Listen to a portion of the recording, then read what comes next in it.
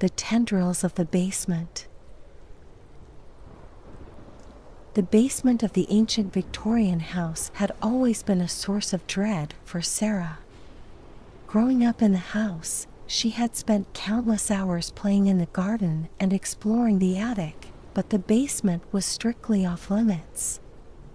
Her parents dismissed it as merely a storage area, but Sarah could sense a sinister presence lurking down there. She had heard faint whispers and the sound of dragging chains in the dead of night, but her parents had always brushed it off as her overactive imagination. One stormy night, as thunder crashed and lightning illuminated the sky, Sarah found herself alone at home. Her fear of the basement gnawed at her, beckoning her to confront it.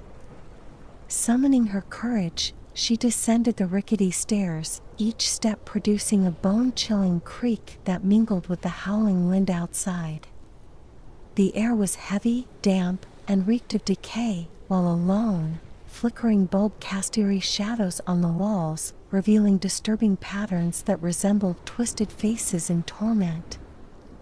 As she scanned the room, her eyes met a grotesque figure lurking in the darkness. It towered over her, skeletal and emaciated, with elongated arms that seemed to defy the laws of anatomy. Its skin appeared to be made of rotting, tattered cloth, and it moved as if filled with writhing maggots. Its face was a nightmarish kaleidoscope of shifting shadows, causing bile to rise in Sarah's throat. Paralyzed with terror, she was unable to flee. The figure glided toward her, its steps a sinister echo reverberating off the damp stone walls. With every step, a foul, putrid smell grew stronger, as if the very essence of death had seeped into the room. Sarah's heart raced, her breath shallow and labored, as she realized there was no escape. Suddenly, the figure extended a long, bony finger, its nails cracked and blackened, and pressed it against her forehead. Sarah's world went black as an overwhelming wave of nausea, pain, and terror engulfed her. She crumpled to the ground, unconscious. When she awoke, Sarah was sprawled on the frigid, moldy basement floor. The figure had vanished, but its malevolent energy lingered. Attempting to stand, her legs gave way beneath her. Horrified, she saw that her feet had been replaced by grotesque, writhing tendrils that twisted and coiled like serpents, leaving bloody, oozing trails on the floor. Sarah, trembling with fear, dragged herself up the stairs and out of the basement.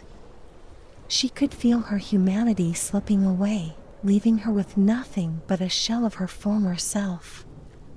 From that day on, Sarah was a mere shadow, her spirit broken.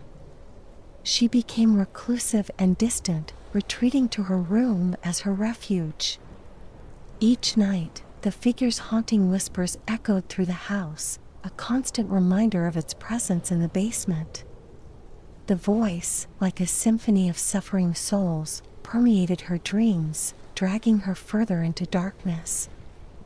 Decades passed, and Sarah withered away, her once vibrant life a distant memory. The malevolent figure's presence haunted her every moment, a chilling reminder of the fate that awaited her. The tendrils that had replaced her feet seemed to have a life of their own, growing more powerful and sinister with each passing day. When Sarah finally succumbed to death, alone and trembling with fear, the figure emerged from the basement's shadows, eager to ensnare its next victim in its nightmare. The tendrils detached themselves from Sarah's lifeless body, slithering back into the darkness, seeking a new host to torment.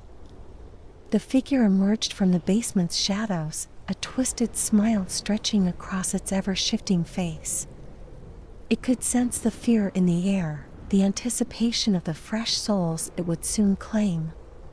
The tendrils that had once bound Sarah now roamed free, eager to consume the life force of their next prey. As the years went by, the Victorian house continued to decay, becoming a decrepit shell of its former glory. The once lush garden was now a tangled mess of thorns and weeds, and the once bright walls were peeling and stained. The house gained a reputation for being haunted, and soon, no one dared to approach it. Rumors spread of the grotesque figure and the tendrils that lurked within the basement, and a dark fascination with the house began to grow. Teenagers would dare one another to sneak into the property, but those who ventured into the depths of the basement never returned. Their screams of terror, heard by the few who dared to linger outside the house, only served to feed the legend. The tendrils thrived on the fear and pain that filled the air, growing stronger and more monstrous with every victim. The figure's whispers could be heard late into the night, its sinister voice echoing through the darkness, a constant reminder of its presence in the basement. The house, once a symbol of Victorian beauty, had become a prison of terror, its halls echoing with the cries of the tormented souls it held captive. The tendrils that had once belonged to Sarah now roamed the shadows of the basement, hungering for more victims to ensnare and destroy. Despite the countless warnings and tales of horror, the house continued to draw the curious and the brave, tempting them to explore its dark depths. And as each person fell prey to the figure and its tendrils, the legend of the house only grew stronger, its whispered stories striking fear into the hearts of all who heard them. The Victorian house stood as a testament to the evil that lurked within, a symbol of the darkness that can reside in even the most beautiful of places.